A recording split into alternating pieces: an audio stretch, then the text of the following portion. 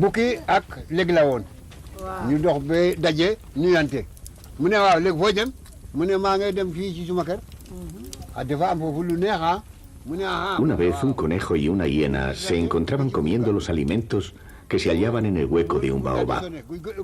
Una vez saciados, un sonido indicó que saliesen del interior. El conejo dijo a la hiena que saliese rápidamente, pero ésta se negó. Entonces el baobab se cerró dejando dentro a los dos animales. La hiena comenzó a llorar de miedo.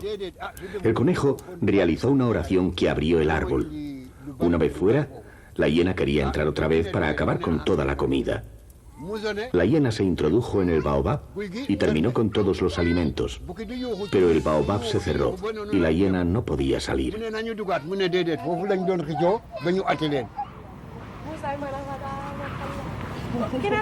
En la cultura senegalesa, las fábulas se convierten en paradigmas de la vida y los animales protagonistas en referentes del comportamiento humano. El hombre no debe dañar la naturaleza ni coger más de lo que le es necesario. La sed de riqueza es insaciable y solo produce el desencanto.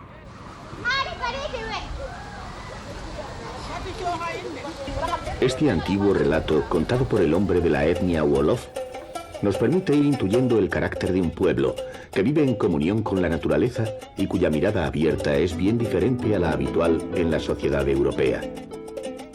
En Senegal, lo atractivo son sus gentes y lo cautivador, establecer una sincera relación con las personas.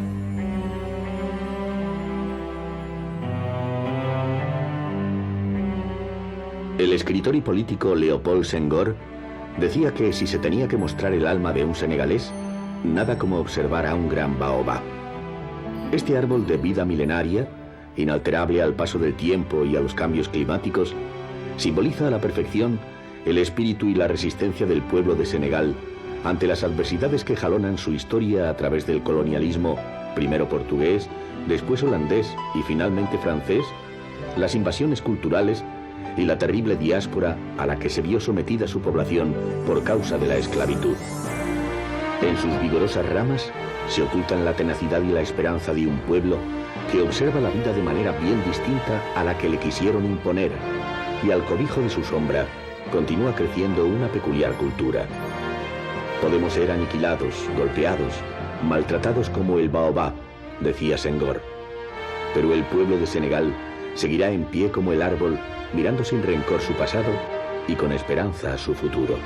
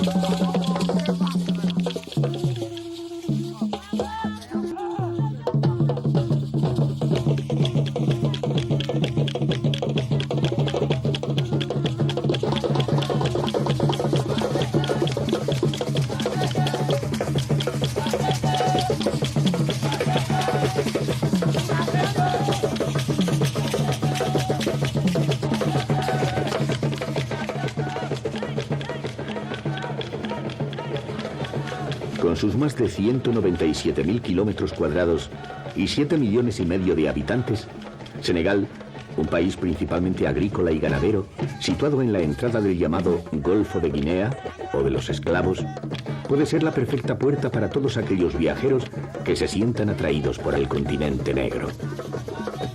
Adentrarse en sus costumbres, conocer a sus gentes, descubrir sus auténticas raíces, es un atractivo reto que permitirá comenzar a desvelar algunos de los misteriosos ecos de la lejana llamada de África.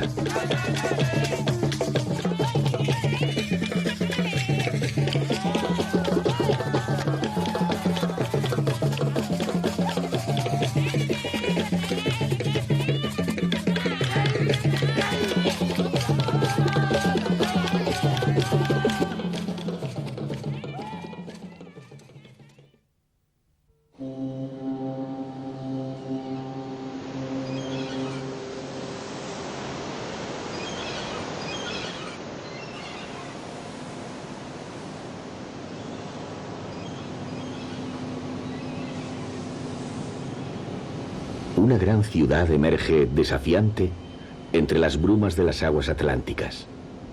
Dakar, capital actual de Senegal, aunque fue fundada en la segunda mitad del siglo XIX, debe su nombre a tiempos más ancestrales. Cuando los primeros colonos portugueses desembarcaron en estas costas en el año 1444, descubrieron a unos nativos que se encontraban bajo un tamarindo. Les preguntaron por el nombre del lugar al que habían llegado, y los nativos, pensando que lo hacían por el nombre del árbol, respondieron Dahar, que en wolof significa tamarindo. Desde entonces y hasta nuestros días, Dakar, mal pronunciado por los europeos, se convirtió en lugar de parada obligatoria para todas las expediciones europeas que seguían la ruta de África, camino del Cabo de Buena Esperanza. En la actualidad, Dakar es uno de los puertos comerciales más importantes del África Occidental.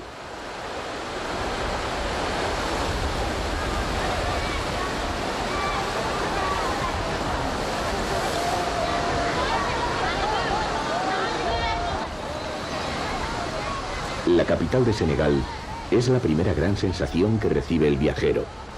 Olores, colores, sabores, sonidos, todo es una misma mezcla en un mismo escenario. Los olores del salitre con el pescado capturado durante la noche anterior por las coloristas chalupas, las vivas tonalidades que pintan esta ciudad, los sabores del calor tropical,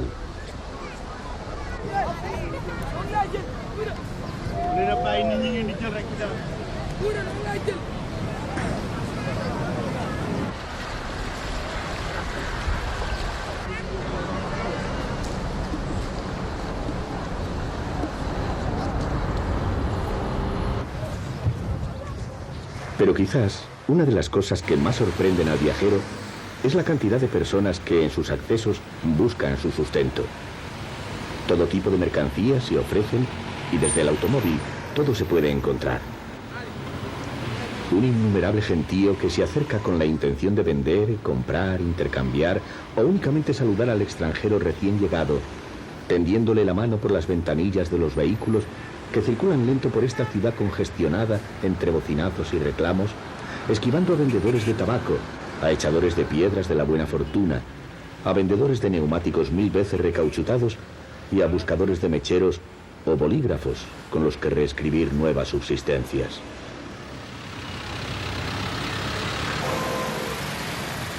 En forma triangular, Dakar se extiende desde la punta meridional del plató, rica, europea y arbolada, en donde residían los grandes poderes coloniales, hacia la zona popular del puerto y la Medina. La estructura urbana parece dividida por una gran avenida, el Haji Malik Sy, diseñada por las fuerzas francesas con el fin de que sirviese de barrera de contención en caso de un levantamiento o rebelión procedente de las zonas populares. Hoy el plató alberga a la administración del país, a las legaciones diplomáticas extranjeras y a los caminantes que pasean por parques y jardines con nombres como Libertad, Igualdad, Fraternidad y República, sin duda heredadas de la antigua metrópoli.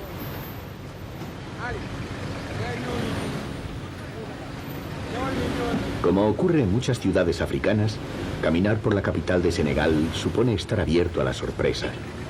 Nada es lo que aparenta ser, y siempre surge lo insospechado.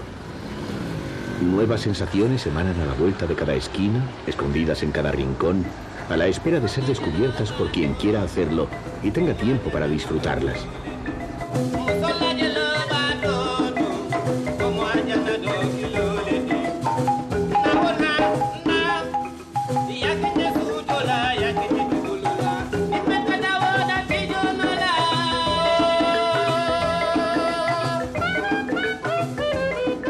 Los recovecos de cualquier anodina calle esconden grupos de artistas que conviven en Dakar mostrando su arte a un público nómada que va y viene, que se detiene y observa, que se sienta y escucha.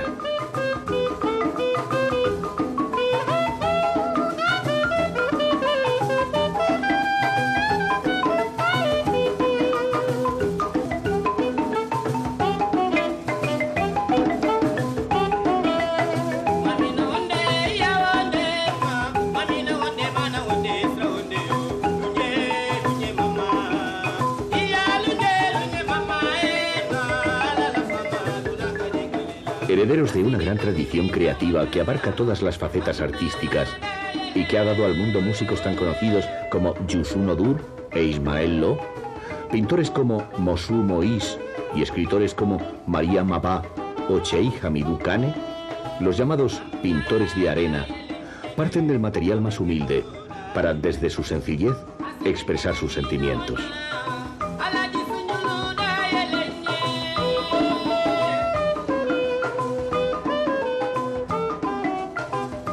Verdaderos domadores de las arenas africanas que con su destreza van creando formas, historias y leyendas de un país lleno de ellas.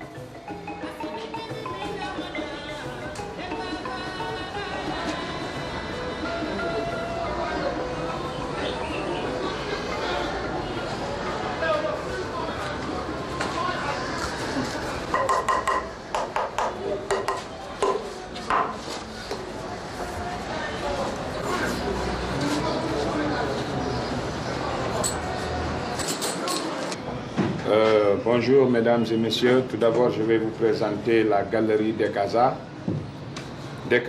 Ansu nos explica cómo en la elaboración de sus cuadros utilizan hasta 20 arenas naturales que provienen de las distintas regiones de Dakar y países limítrofes.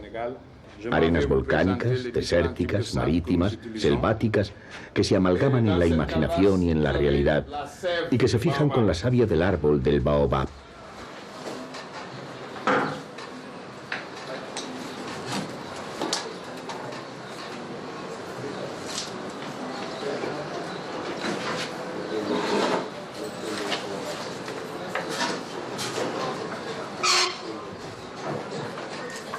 Los artistas senegaleses han sabido ser cronistas de la historia, transmisores de los cuentos y leyendas, como los antiguos griotes o trovadores que con sus coras, instrumento musical tradicional, iban de pueblo en pueblo, de aldea en aldea, relatando la historia de un país que nada tiene escrito y cuya transmisión oral pasa de abuelos a padres, de padres a hijos, de poblado a poblado o de región a región.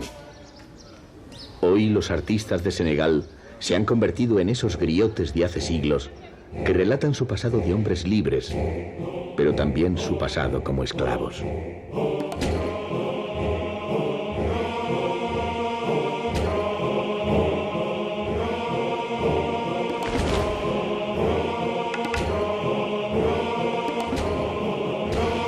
A escasa distancia de Dakar, una isla testimonia terribles hechos.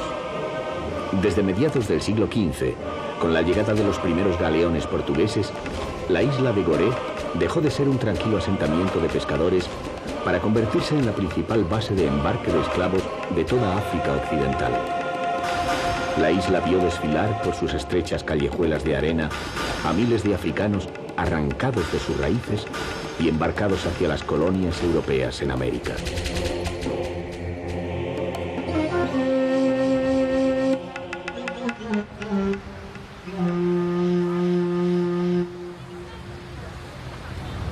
Centro de un lucrativo comercio basado en la desolación y la sangre, adquirió un importante desarrollo. Esta es una de las islas más pequeñas del mundo, aunque quizás con el mayor cúmulo de historia por metro cuadrado. Fueron los comerciantes holandeses quienes bautizaron a este pedazo de tierra que se arranca de las aguas del Atlántico como God Radé, buen puerto, y que los nativos derivaron en Gorée. Pero este fortificado emplazamiento estratégico en las rutas comerciales se hizo tristemente famoso con el tráfico de esclavos. Todo este lugar está unido a la esclavitud. Gorée vivió sus años dorados en el siglo XVIII, cuando los enriquecidos comerciantes comenzaron a diseñar magníficas mansiones, jardines y elegantes paseos.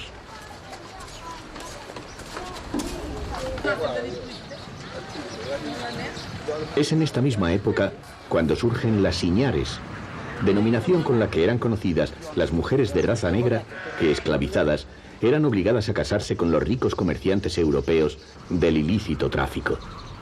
Su nombre procede de la deformación de la palabra portuguesa señora.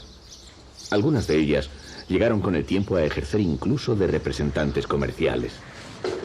Aún hoy es fácil ver las mansiones construidas en dos plantas. La de arriba, donde residía la signare con todo el lujo de la época, y la de abajo, donde se hacinaban los esclavos listos para ser embarcados para su venta. Con el establecimiento de leyes contra la esclavitud, estas mujeres, con sus vellos tocados conocidos como ñumbeles, y fumando sus largas pipas, pasaron a ser una página más en los cientos de leyendas que rodean esta isla, declarada hoy por la UNESCO Patrimonio Cultural de la Humanidad. En la actualidad, Gorée se ha convertido en un lugar de refugio, y es que esta isla, con pasado de esclavitud, es hoy un lugar de libertad, de peregrinaje mundial, con pequeños hoteles con vistas a Dakar, bares con nombres hippies, jóvenes de todas las razas y lugares, y niños zambulléndose desde las cubiertas de los barcos que traen a los turistas. Pero sobre los nuevos aires apacibles, aún se cierne la oscuridad de su pasado. Entre las joyas arquitectónicas protegidas de Gorée está la esclavería conocida como la Casa de los Esclavos, construida en el siglo XVIII, que permanece como incólume testigo de la trata de seres humanos.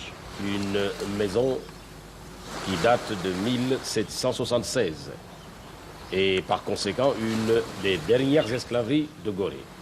Su restaurador nos explica cómo esta casa, que data de 1776, constituye un paso obligado en la visita turística a Senegal, dada su simbología.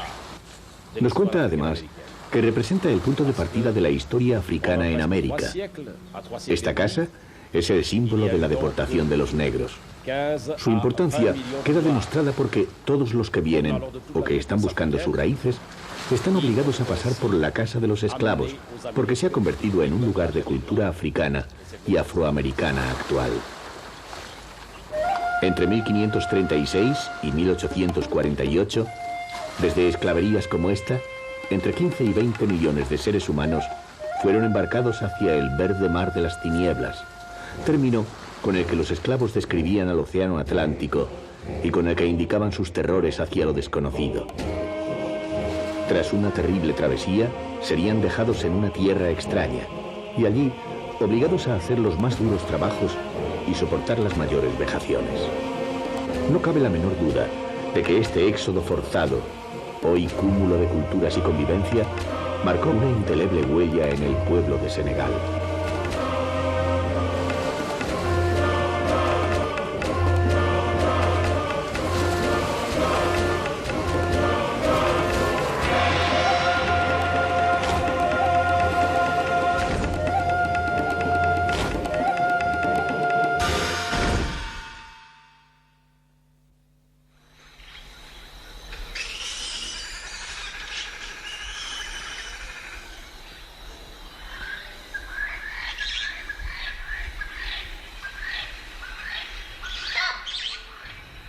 Otros aires más libres se respiran en el interior. En la zona sudeste del Senegal, a unos 600 kilómetros de Dakar, se encuentra el país Bassari. Regado por el río Gambia, sus afluentes favorecen la variada y espesa vegetación. En ella se esconde una gran variedad de animales salvajes y la naturaleza en estado virgen invita a la búsqueda y a la contemplación.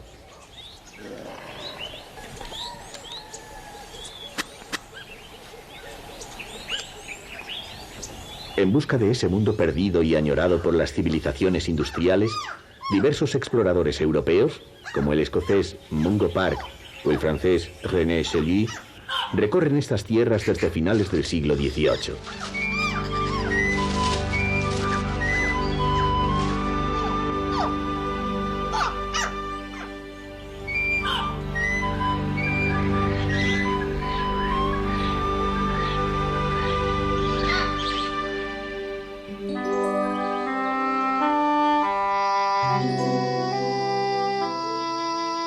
Urebis, alces de Derby, hipopótamos, acelas, jabalíes, mandriles o antílopes caballo salen al encuentro del viajero a pesar de las sequías provocadas por la estación seca y la caza furtiva. Curiosamente es en esta estación, que se extiende desde diciembre a mayo, cuando es más aconsejable viajar por Senegal, pues las temperaturas son muy agradables, subiendo considerablemente durante la época de lluvias, en la que suele hacer bastante más calor.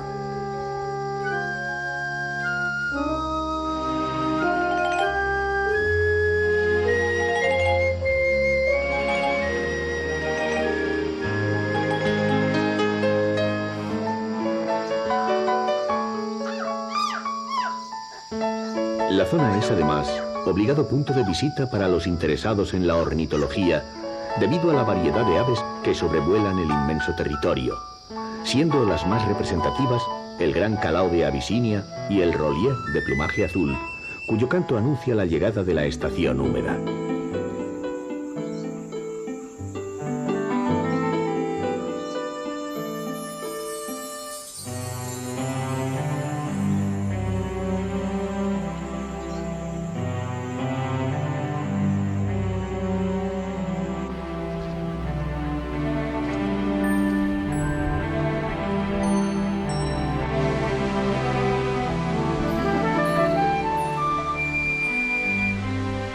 Las abiertas llanuras dan paso a zonas de vegetación mucho más densa, que esconden paisajes idílicos de acceso algo más complicado.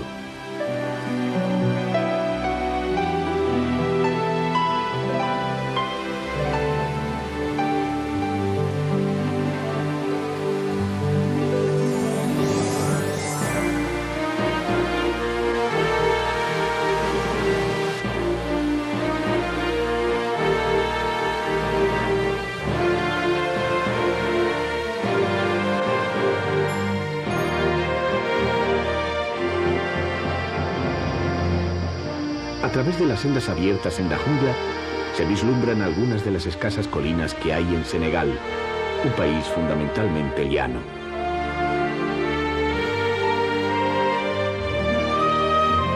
Sobre ellas se asientan diversos poblados que posibilitan el objetivo final del viaje, conocer a alguna de las tribus Basari.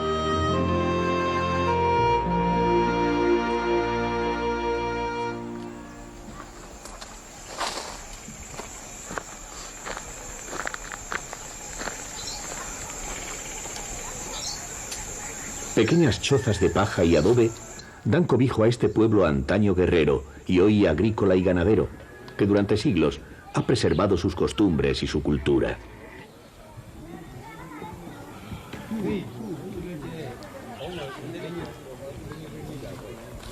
Los basaris llegaron a estas tierras a finales del siglo XVIII, alejándose cada vez más de las costas y adaptándose a hábitats más seguros e inaccesibles, para evitar que sus miembros fuesen capturados por los traficantes de esclavos. Tras un breve periodo de curiosidad y observación, los habitantes de la aldea entablan con el extraño una cordial comunicación. La hospitalidad, innata a su carácter, quiebra cualquier barrera e inmediatamente comparten lo mucho y lo poco que poseen. Lo mucho por la generosidad con la que ofrecen los productos dados por su tesón y su tierra. Lo poco por las carencias de otras materias. A través de los tiempos, el viajero ha sido atraído por estas culturas milenarias que mantienen un equilibrio armónico con la naturaleza y basan su organización social en la solidaridad y no en el dominio económico de unos sobre otros. Pero más allá de la nostalgia romántica por el buen salvaje, las llamadas sociedades desarrolladas, movidas en gran medida por el único fin de obtener beneficios económicos, tienen el reto de establecer unos lazos que preserven estas ancestrales civilizaciones, dotándolas de los medios necesarios para su supervivencia.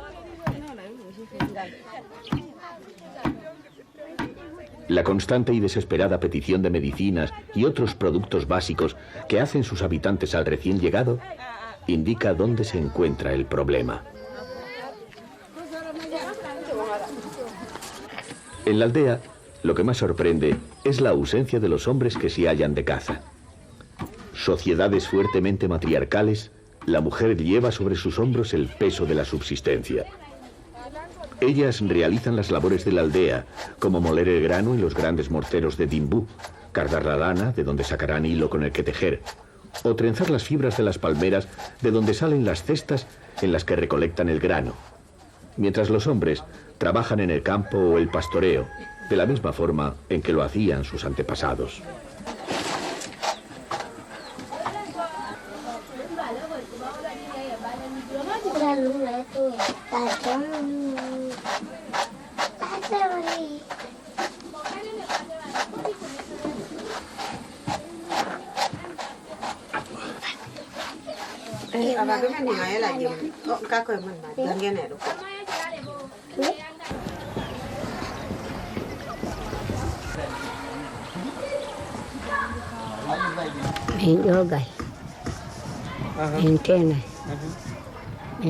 La mujer más anciana del poblado nos cuenta los diversos trabajos que las mujeres de su tribu realizan.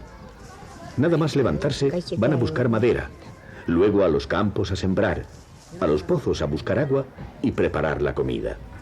Se ocupan permanentemente de los numerosos hijos. Por las tardes se dirigen a los poblados vecinos.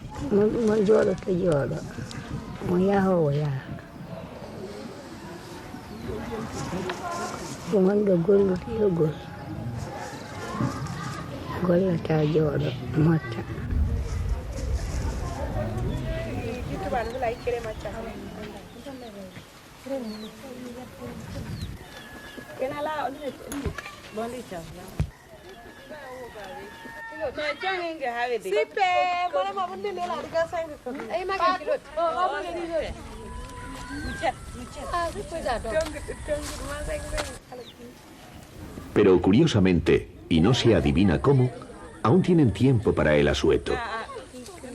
Coloristas adornos ornamentan el rostro de la mujer basari. Símbolos que, situados en la nariz, orejas y pelo, constituyen un singular código comunicativo, ya que indican la posición social de cada una de ellas dentro de la tribu, el estado civil, el número de hijos y otras características diferenciadoras dentro de la comunidad.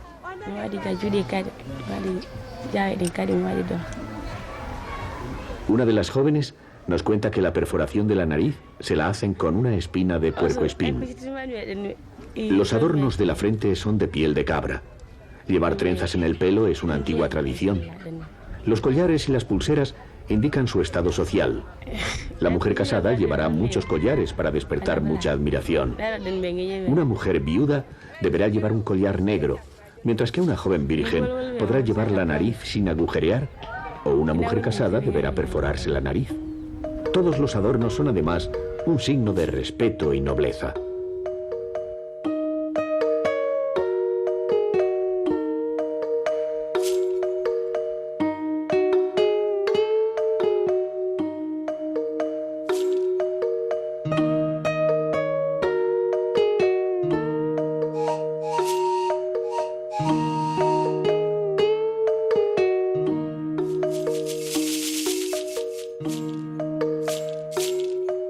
Es curioso, pero, por muy tópico que parezca, en estas sociedades siempre se halla perenne la sonrisa.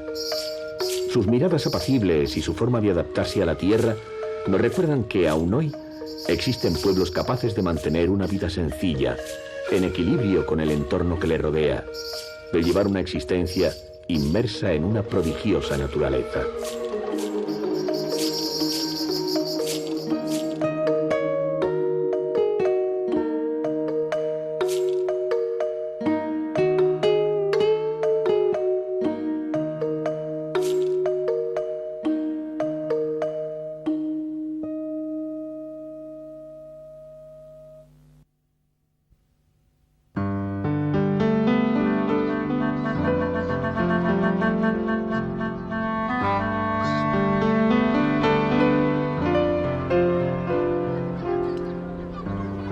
Senegal se muestra como un gran abanico de vivos colores, que pasa desde el verde intenso de la región de Casamance al sur, o el ocre de las sabanas centrales de Kaolack, al blanco de su región norte.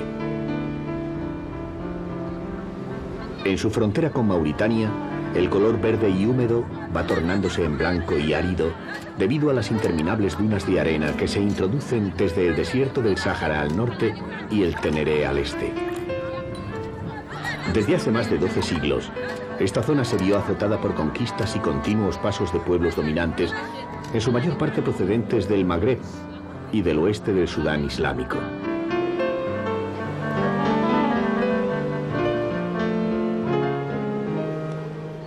Pero si de algo estamos seguros, es de que para los habitantes de esta región limítrofe con otros países, las fronteras de África son solo demarcaciones señalizadas en un mapa. En esta tierra no hay fronteras.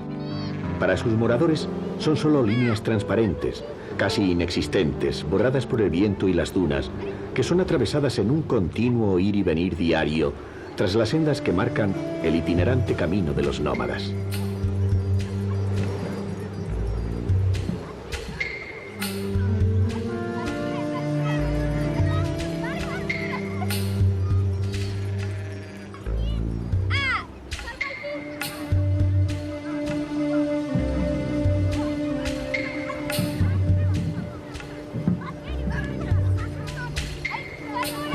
Estas tribus, dedicadas al pastoreo, tienen una hospitalidad, tal vez por su cultura musulmana, que raya la locura. En más de una ocasión, insistirán en ofrecerle dátiles frescos, acompañando al tradicional té naná o a la menta, tan difundido entre los pueblos árabes. Aceptar es la mejor forma de descubrir por dentro una gran variedad de riquezas culturales que también conforman parte del legado de Senegal.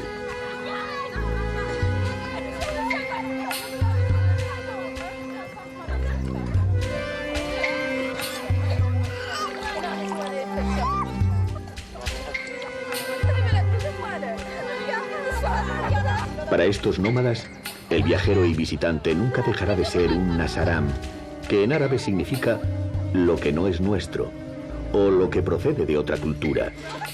Pero por otro lado, y por orden de Dios, compartirán contigo, deseándote un feliz paso por la vida en el mismo orden en el que ellos beben sus 3 vasos de té. El primero, dulce como la vida. El segundo, meloso como el amor. Y el último, amargo como la muerte.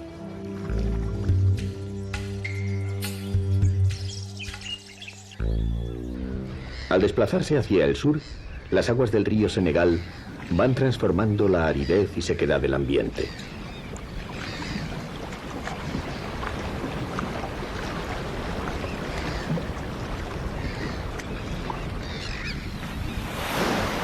Para la etnia Wolof, Dekher significa el río que nos protege de las arenas del desierto. Para los Diola, Dekdundu significa el río de la vida, debido a que por él transcurre el círculo de la naturaleza. O para los Herere, Dekyoun significa el río que nos guía y nos lleva hasta el mar.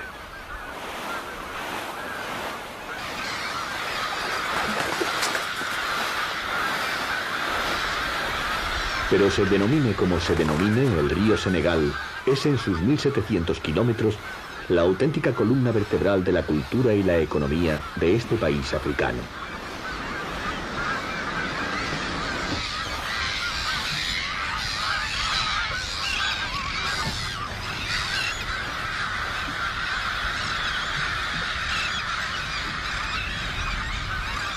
Los senegaleses dicen de su río que es el Gran Yonundo, o gran camino de agua, el cual marca el rumbo de la vida de los pueblos, la geografía del país y las rutas comerciales que salen y entran de la ciudad de San Luis, antigua capital de la colonial África Occidental francesa, que se encuentra cerca de su desembocadura.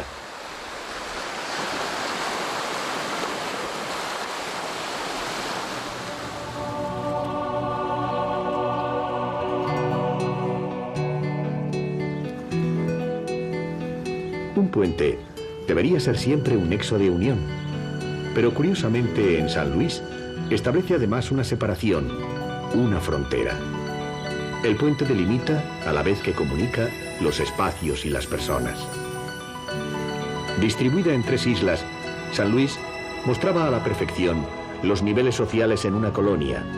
Separadas por puentes en la isla occidental de Guet-Ndar vivían los pescadores. La isla central de San Luis se la reservaron los ricos comerciantes y los militares para preservar la posible mezcolanza con la población autóctona y prevenir las revueltas. Y en la isla oriental de Sor vivían los sectores más humildes de la colectividad, los nativos. Pero si el colonialismo avanzó inexorablemente por el África Occidental, fue gracias al ferrocarril, y para los resistentes senegaleses, los caminos de hierro eran el enemigo a combatir. Una antigua leyenda cuenta que a finales del siglo pasado existía un rey llamado Lat Dior. Durante esos años, los colonos llegados de más allá de los océanos comenzaban a instalarse con el apoyo del ejército francés y con ellos el ferrocarril. Ante esto, Lat Dior dijo no a la plantación de los raíles, ya que ello traería consigo la cultura de los recién llegados y la pérdida de la suya.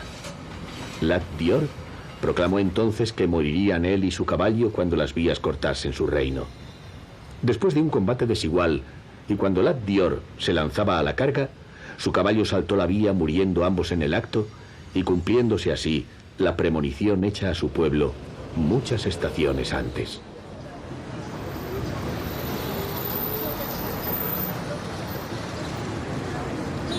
Lo que no consiguió el héroe senegalés, lo consiguió el inexorable paso del tiempo.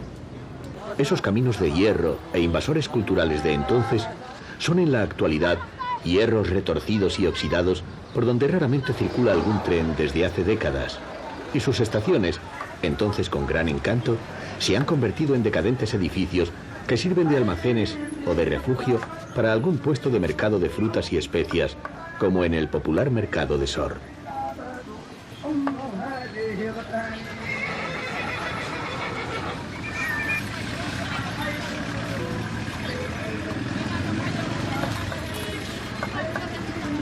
Los vendedores de tabaco, de verduras, de harina de pescado, de ladrillos de adobe, gritan reclamos al viajero, con las bocinas de vehículos destartalados como constante música de fondo, con el fin de que te acerques y te intereses por su mercancía. Los sastres reclaman clientes haciéndose llamar ingenieros de trajes, mientras que voces dispersas gritan: el precio se olvida, pero la calidad permanece. Este ir y venir constante ha hecho de San Luis una ciudad dinámica, tanto en el plano turístico como cultural. Esta urbe congestionada y caótica reúne a la mayor cantidad de artesanos por metro cuadrado de todo el país.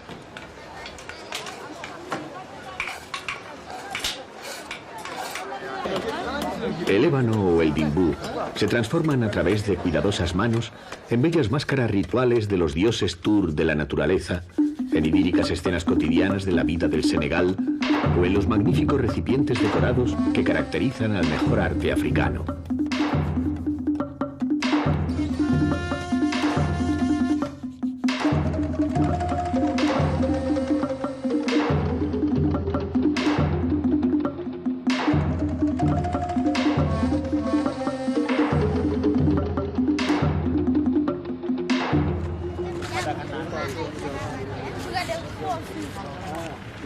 Los comerciantes senegaleses aseguran que el precio de su mercancía tiene el importe inversamente proporcional al tiempo que un comprador pueda perder en discutir el valor de un objeto deseado, y sin duda tienen razón.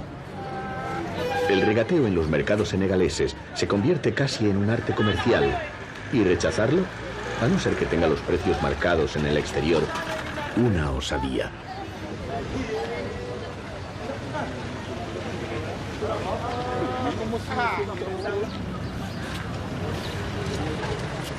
Los senegaleses afirman que lo único que dejaron las potencias europeas en África son accidentes.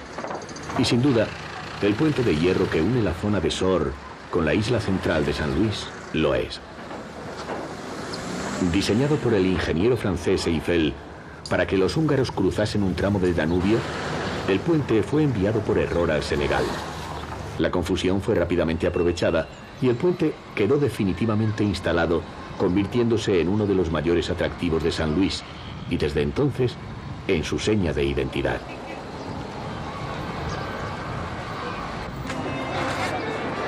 Al otro lado se alza San Luis, ex capital de un próspero pasado colonial con una homogeneidad arquitectónica intacta y unas mansiones imponentes.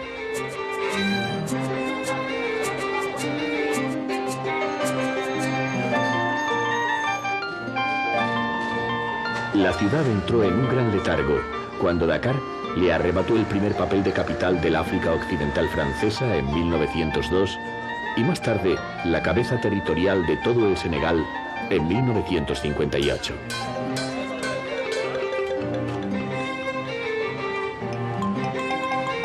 Pero esa dejadez no ha disminuido su encanto.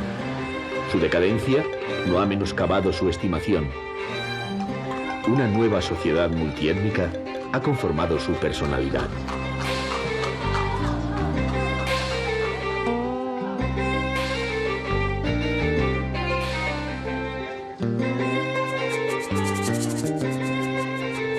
La isla sigue siendo el centro del gran comercio, de los funcionarios, de los servicios, de los colegios en un país que tiene un gran problema de escolaridad. Sus puertas ya no están cerradas y su puente une al fin lo que las aguas y los hombres separaron.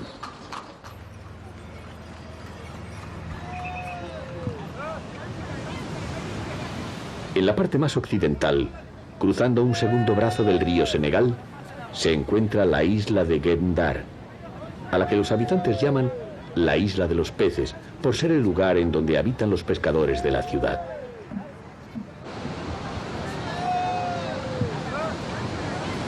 Zona populosa, cada tarde las playas se convierten en pocos minutos, tras la llegada de las numerosas chalupas, en improvisados mercados de una actividad inusitada. Descargadores, ahumadores, reparadores de redes, mujeres a la espera de algún comprador, compradores con mano experta que selecciona cada pescado, se concentran alrededor de los pequeños montículos formados por las numerosas especies que quedaron prendidas en las redes de pesca y que ahora son objeto de compra y venta.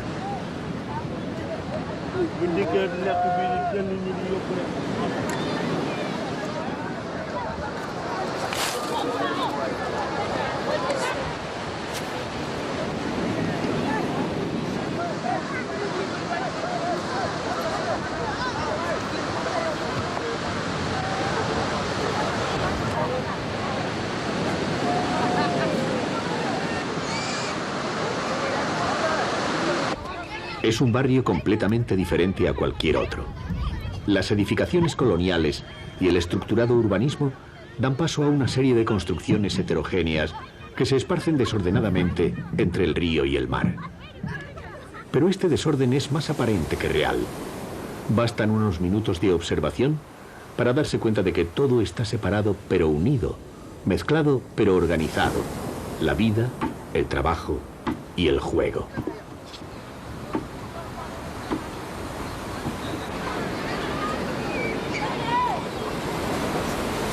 El barrio es una ingente sucesión de representaciones de un fingido caos. Todo se acumula en la retina del viajero.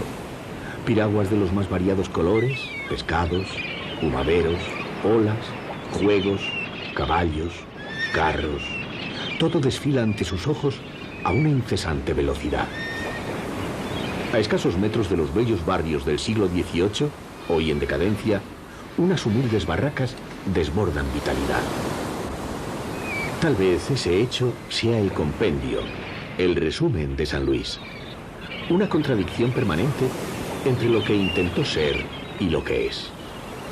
Quizás por ello, su único destino sea moverse entre el recuerdo y la aventura, entre la tormenta y la esperanza, entre el río y el mar.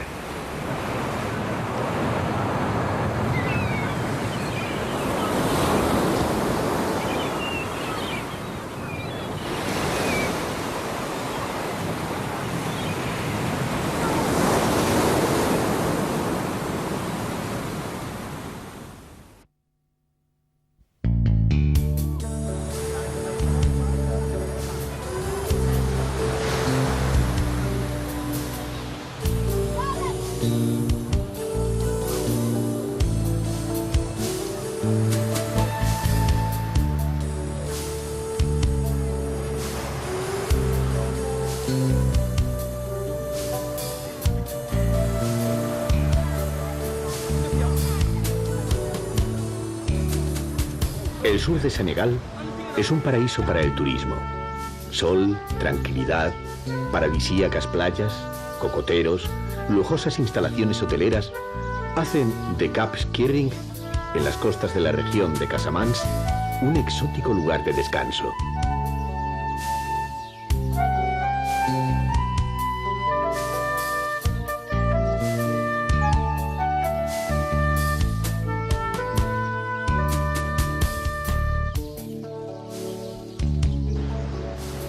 Pero el principal atractivo de esta zona no reside exclusivamente en sus playas.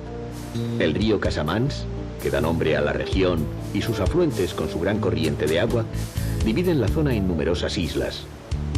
Remontar el río en busca de lo que en ella se esconde constituye un atractivo desafío que ofrece interesantes resultados.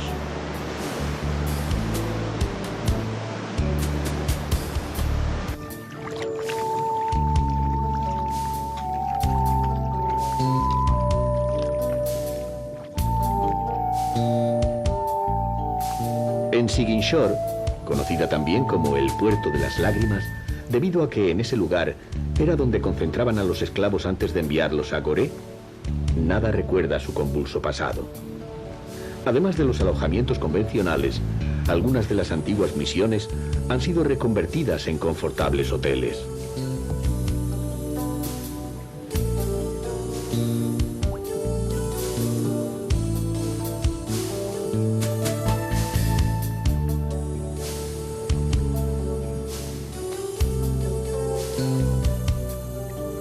El río es en Casamance la fuente de la vida y un barco se encarga de que su agua fluya. El Diola recorre y une desde Ziguinchor todas estas poblaciones y las comunica con Dakar.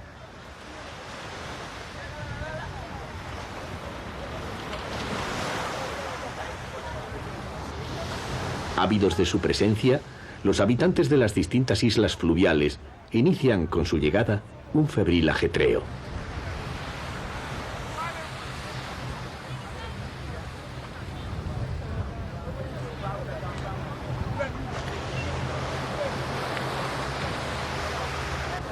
Unos se encargan de cargar los grandes sacos de grano, frutas y semillas que después serán vendidos en los mercados situados en los puertos del norte del país. Otros, sacos para elaborar la harina de pescado. Los hay que se van y algunos que regresan.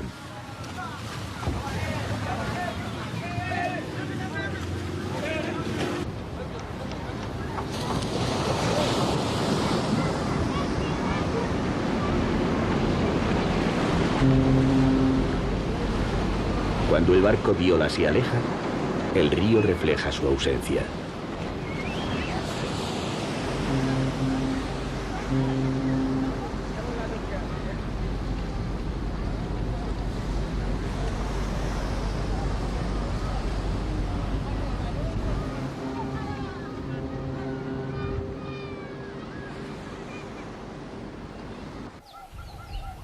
En el interior se hallan algunos de los más curiosos ejemplos de la arquitectura indígena. A 40 kilómetros de Ziguinchor se encuentra escondido entre las centenarias ceibas el poblado de Moulomb, con sus típicas edificaciones de 2 pisos. Cada planta está levantada sobre pilares de adobe. En ellas suelen vivir la totalidad de los miembros de una gran familia. Abuelos, padres, hermanos, hijos se cobijan bajo un techo que puede albergar hasta 20 personas.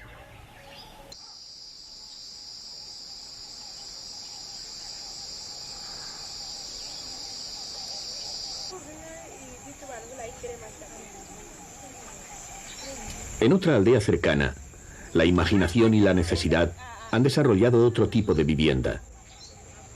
En las chozas in pluvium, el tejado está construido para converger en el interior. Un agujero en forma de círculo en su techo permite que penetre el agua de lluvia en la estancia, siendo almacenada en un pozo que cubrirá todas las necesidades dentro de la casa.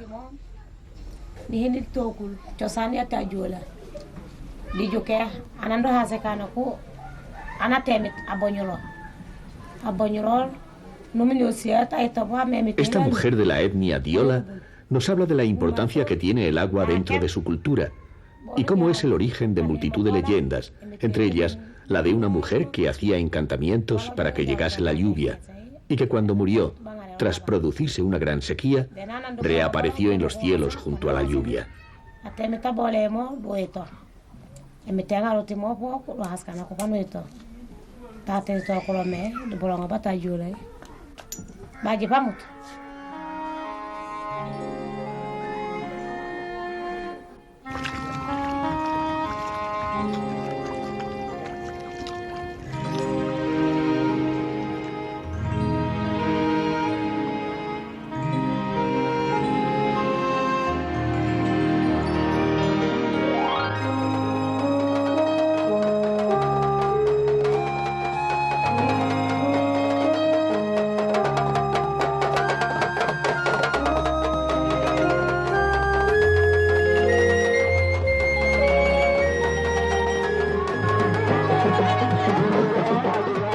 En los diversos poblados, los días de ocio, sábados o domingos, suelen celebrarse combates de lucha senegalesa, un deporte de honda tradición cuyo origen se remonta al siglo XI.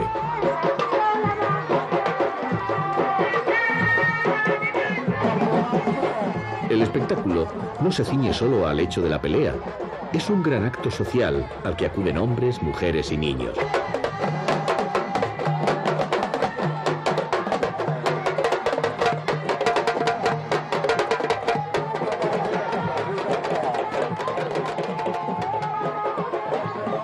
Todo es ceremonia. Los luchadores de cada aldea se convierten en esos instantes en héroes y su triunfo los traslada a la mitología.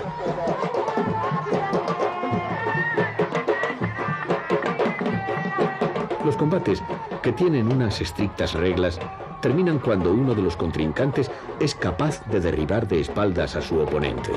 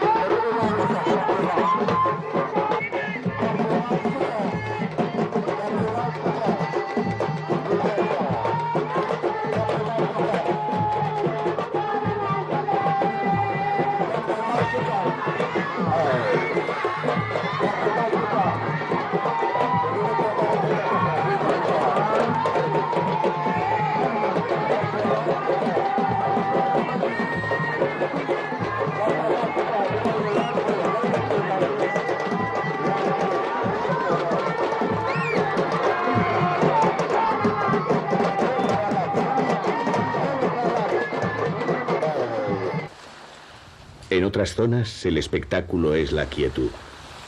En la isla de Caraván, el tiempo no parece marcarlo los relojes, sino el lento subir y bajar de las aguas.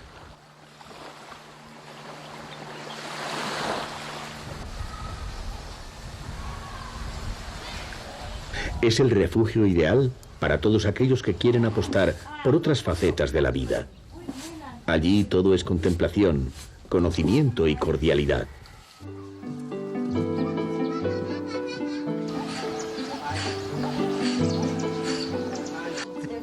Quizás Caraván sea el reflejo de un país en el que es difícil ser extraño. Una de las cosas que más sorprenden al viajero es la cantidad de idiomas que un senegalés puede hablar. Ellos dicen que es debido al sentido de la convivencia que le es inculcado desde que son niños. Acostumbrados a vivir en comunidad y a la autoasistencia entre las familias, el no comunicarse, dicen, rebaja su personalidad. Por ello aseguran que, en lugar de tratar al viajero como a un extraño, lo miramos como a un hermano. Y siempre habrá un deseo de aprender su cultura, su idioma y un saludo cordial.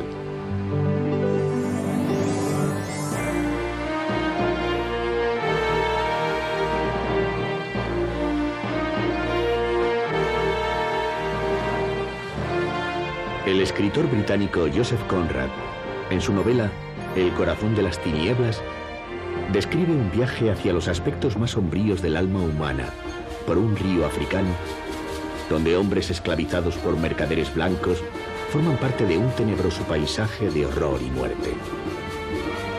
Hoy, cuando las tinieblas van dejando entrever algo de luz, una mirada distinta se vislumbra sobre un enigmático continente del que las distintas sociedades tienen mucho que aprender.